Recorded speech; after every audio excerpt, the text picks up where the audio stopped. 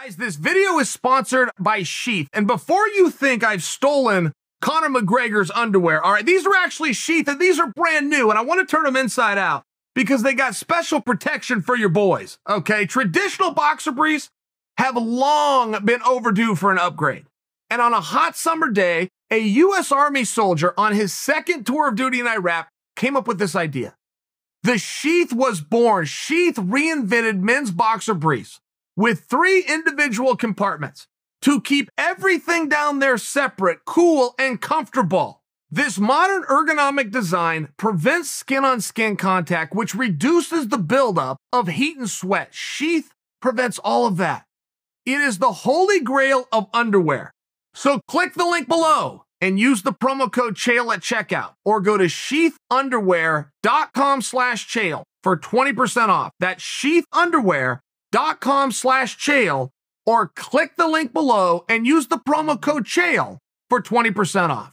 Conor McGregor, okay, had already beat Dustin Poirier, and there was a meaningful gap between Conor and Dustin. The argument that was coming out, and it was not a very loud voice, and as many of you that want to say, oh, I told you so, okay, fine, well, you didn't go bet it, so shut up. There's no I told you so unless you can show a ticket at a pay window, right? If you didn't part with your money, you didn't tell anybody anything. You just spoke. And there wasn't very many people speaking up for Poirier, but there was some. And those some were saying, look, 6 years ago was a different Dustin Poirier.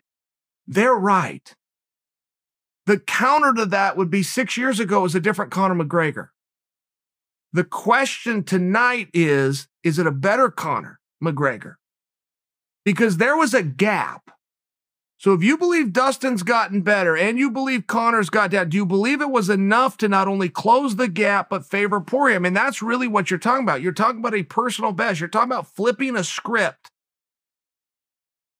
You can say 6 years is a long time, but it's the blink of an eye. In all fairness, it's the blink of an eye, depending on what you're doing in those 6 years. Now, I bring that to you because the other part of the talk going into the fight was that if Poirier is going to extend this, if he's going to extend this and get some minutes out there and get the heart rate of Conor going and bring Conor's power down, he's going to need to wrestle him. But what in Dustin's past shows you that he has the skill and the ability to go wrestle him? And that's a very fair question. I didn't mind anybody that asked that, because that is fair. And in the opening round, Poirier, while essentially just trying to change elevation to get out of the way of some striking attempts, ended up on the legs of Conor McGregor and took Conor down. If any of you saw that and you think Poirier just went and took Conor down, you simply, respectfully, you don't know what you're looking at. There was nobody more surprised that that takedown worked than Dustin Poirier. It should not have worked. In no version of Conor McGregor that we have ever seen before would have that worked. So now when Dustin's on top, not pushing his hips and not elevating his head, not ground and pounding, just hanging on, Conor still couldn't get up. He had to go to the fence. He had to wall walk. He starts looking around like he's lost, like he's looking at himself on the big screen, like he doesn't know what to do. It was one of these things where I don't think either one of them expected to be in this position. I'm not looking to put Conor down. I'm looking to share with you what happened because it was the story of the fight. When Conor got up from that exchange, he was now different. Not meaningfully, not the fight was over, but he was different. It changed him. That was a level of energy that he wasn't expecting. It also now, much like the previous fight with Hooker and Chandler, offered a threat. The threat of the takedown is just as effective as the takedown. If you can get that reaction because you have a legitimate belief from your opponent that you can succeed, you can get what you're looking for. And that's where the fight started to change. Not only did Conor get up a little bit more tired, but now he has the threat of the takedown. So every time Poirier changes elevation, boom, he's able to chop those legs. That calf kick was meaningful, but those thigh kicks were meaningful as well. He was able to chew up that leg. Conor McGregor's had leg kicks thrown at him by everybody he's ever fought. He checks them and throws a left down the middle and makes you wish you had never had that idea. He didn't check any of these. Every single one of them went. I submit for you that you had a rusty Conor McGregor. Okay. I'm sure you did. Maybe that was less expected by you. I didn't expect him to be rusty. He sat out 500 days before he fought Cowboy Cerrone. Only sat out 367 days for this one. I mean, just historically speaking, he's a guy that proved that he could do it. But there is a tipping point, and I was also aware of that. And Conor came out after the fact, and Conor's a real gentleman. He does not like to lose, but he will follow procedure. He is not a guy who refused to shake hands, refused to give a post-fight speech, or refused to go to the press conference. Those are procedural issues that you do, whether you win or whether you lose. I appreciate that Conor did that. There is a very thin line between a reason and an excuse. Conor stated as the reason that he lost was his inactivity. I accept that, and I don't believe it's an excuse. I believe that was a spot-on assessment. The Conor McGregor that we saw out there tonight is the worst form of Conor I've ever seen. He was out of shape. His timing was off. He was slow. He was unpowerful. He also looked scrawny. I will admit the last time he fought, it was up a weight class, but he looked scrawny and weak by Conor standards. I believed before this event started that we had the right four guys. I believe right now we have the right four guys. So the same as I'm not putting down Chandler because I had him at fourth, I am not putting down McGregor by telling you that that was the worst form of Conor. I am telling you that Conor is accurate in saying he was held out and he was inactive. And it's a very real thing. And there is a tipping point and there is an age and it changes for everybody. And there's not just the years on the calendar. There's also a year to your life, right? If you're a big booze hound, you're not going to make it as far. If you're a drug addict, you're not going to make it as far. I offer that for you because it's not, at 29 years old or 31 years old. It's a lot of it's how you live. And in all fairness, if you're a cage fighter, you're not going to make it as far, right? I mean, there's a way to live a little bit rougher. I think if we had a mistake in 2020, and we were to be real fair with ourselves, the mistake was having Conor McGregor say, I'd like to fight 4 times and only using him once. Not only was that a mistake for the industry, it was bad for Conor. And there's ways to try to fill that void. But there's not ways to completely duplicate it. You could pay somebody that you don't know to come into sparring on a very specific Saturday at a very specific time of 7 p.m. with a weigh-in the day before, and you're going to pay him $5,000 per round, and you're going to try to go hard and have him go hard with you. I only offer that. You're essentially going to have to mimic and emulate a fight against somebody that you don't know. You're going to have to get that tension.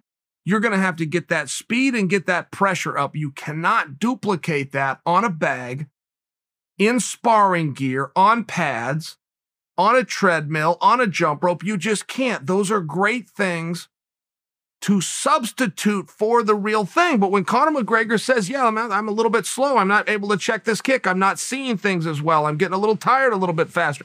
He hasn't done it, and that wasn't his fault. I'm just sharing with you. I mean, look, unless there was something behind the scenes, guys, for the information that we were given, we were told by Conor McGregor, I'd like to fight 4 times. We saw him fight 1 time.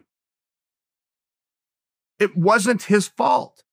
There's grappling events that some people will go and enter just to get a flight in, just to get a hotel in, just to get a weigh-in in, just to walk to an arena, just to get a warm-up in a back, and just to get a competition in. There's ways to fill these voids. Conor did none of them. The other side of the coin is he raised his hand and said, I'm ready, and nobody put him in. I don't think we should make that mistake again. I mean, I got no problem saying we found the right 4 guys. If we're going to put Chandler versus Poirier, and we're going to do that for the belt that Khabib has given up 9 weeks ago, and we're pretending that he hasn't, I don't have a problem running this thing all the way to the bronze medal and getting Hooker in there with McGregor. It seems to make a level of sense. And it seems as though we need to get these guys busy, and we need to do it in a hurry. It seems as though Gaethje and Charles Oliveira, who look like they were going to come together by process of elimination, now have a chance to speak up. They now have a chance to speak up and change our minds if they're seeing somebody that they would rather get. I'm hearing talk of a trilogy fight between McGregor and Poirier. I got no problem with it. I think that works. A true trilogy fight always works. You would meet that, of course, with, well, what about a trilogy fight between McGregor and Diaz? And you're going to have your competitive spirit versus business. I don't care which one wins. I'm just sharing with you that that will be the battle. Competitive spirit of Conor McGregor is going to be to remember what happened last. And that is going to be to want a rematch with Poirier. Business-wise says bring in Diaz. The most interesting thing Poirier did leading into this fight was hand him a bottle of hot sauce, right? I mean, pick a different partner. But imagine that Conor and Poirier do go fight again. Imagine they fight next. You kind of got to put the belt up, don't you? We can't have Poirier's next fight not be for a belt, can we? That wouldn't be fair. That wouldn't make any level of sense. He's a main eventer and a former champion. That just wouldn't make any sense. So if you say that you want to see Conor versus Poirier in the trilogy and you throw the belt up after Conor just got cleaned up, I mean, can you put Conor in there for a belt? I guess that's what I'm asking you. He's 3-3 in his last 6. I'm asking the question. I'm not answering the question, but you see where that would be problematic. You see where that would be a little bit of a head scratcher. What are you going to say to Michael Chandler? Right? What are you going to say? I'm just asking a question where that can get a little bit interesting. And if Conor comes out and says, this is what I really want to do, and the whole world goes, yeah, I want to see it too, a true trilogy fight. That sounds awesome. Well, Poirier's next fight's got to be for the belt. Is there a scenario where McGregor's next fight should be for the belt? You see the problem? I mean, it's just things to think of. There's all sorts of things that go, there's all sorts of moving parts. And frankly, really, there's no wrong answer. But do you see the problem? Not to mention, you can have a badass from Stockton, or you can have a guy that handed you a bottle of barbecue sauce. I mean, in all fair, the apples are not apples here. There's a difference.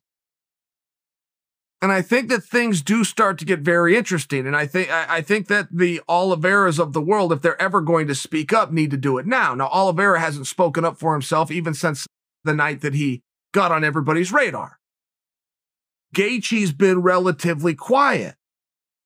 And if you're looking for parity, that is a major problem that Chandler solves. Chandler versus Poirier has never happened, quite simply. By the way, let's say that's for the title. It would make a level of sense to bring in Gaethje and Oliveira as your co-main event, but also as your backup fight. If something were to happen in the title fight, again, supporting the idea of parity, that's where Charlie Olives slides right up. Which may be Oliveira's greatest opportunity for a title shot right now, is for something weird to happen. Weird things happen all the time.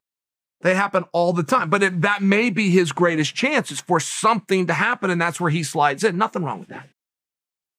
As you start to unplay this division, I think that we do all need to at least agree on a few things. Dustin Poirier cannot be denied. Whatever is next and whoever is next, a belt.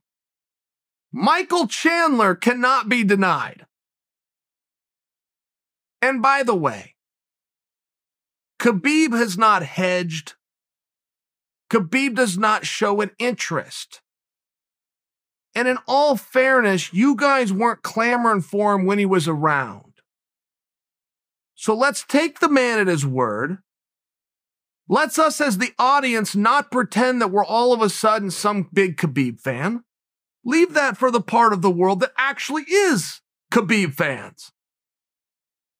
Get behind your guy. Is that going to be Chandler? Is that going to be Poirier? Let's get a date and give some consideration to what I'm saying. I don't know that we need to see trilogy fights. Those are options, but what about a Hooker versus Conor? And Hooker did, allegedly, I did not see this. Apparently this was part of the broadcast.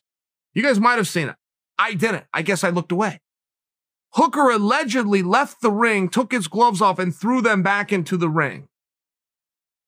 Which is the signal that I'm retired. Generally, a fighter will come out ceremonial and lay those down. I don't know who started that, but that's the way that it goes. And there's a tip I had, and very cool to whoever did start it. I like the tradition myself. If Hooker is in fact retired, which I hope he's not, if Hooker is in fact retired and his way of retiring was to leave the cage and then throw the gloves in, I mean, in all fairness, that's a freaking cool move. That's the greatest retire. If that is in fact what he did and he never comes back, And while already outside, he gets the bright idea and just chucks the gloves in. I mean, come on. Come on. Dana, give it an of the night bonus just for that move.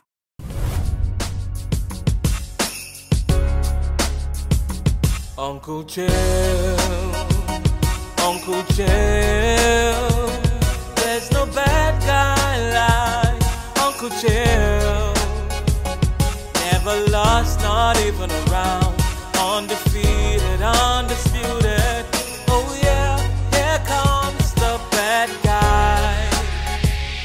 Uncle Chael, Uncle Chael, there's no bad guy like Uncle Chael. Never lost, not even a round, undefeated, undisputed. Oh yeah, here comes the bad guy. Uncle Chael, Uncle Chael, there's no bad guy like Uncle Chael. Never lost, not even a round, undefeated, undisputed. Oh yeah, here comes the bad guy, Uncle Chael.